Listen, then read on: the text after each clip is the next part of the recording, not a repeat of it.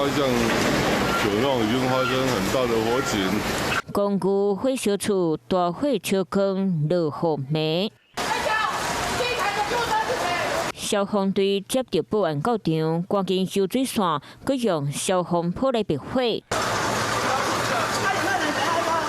常常发生火灾，住户惊甲精神，赶紧逃走。昨暝2点，家人星光一路发生火警，就算大火伫咧半点钟后方控制，嘛是有住户去消失。叫他们2个，我哥哥没有出来。他哥哥那边是有在煮东西，是不是？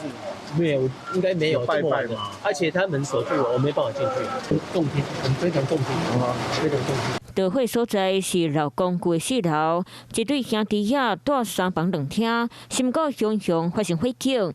隔壁的小弟闻到臭火大味，赶紧弄入门，爱哥哥赶紧逃走，因为哥哥健康当无听到，才死伫咧火场内底。那救出人员是2个人两人送医，在起火部有发现一具已经烧焦的尸体。电话到事发现场，厝已经去烧甲黑麻麻，家具嘛去烧了了。那导火所在，就是这条已经红烧甲严重变形的延长线。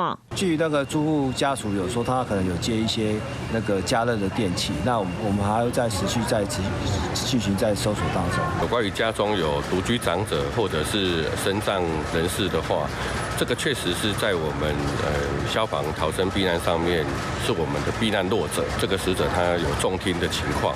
因为健康当走袂离，一场恶火若烧掉厝内底家具，嘛烧死一条人命。Hello， 我是林仙怡。想要抢先掌握最及时的新闻资讯吗？赶快订阅、按赞、开启小铃铛，锁定华视新闻 YouTube 频道。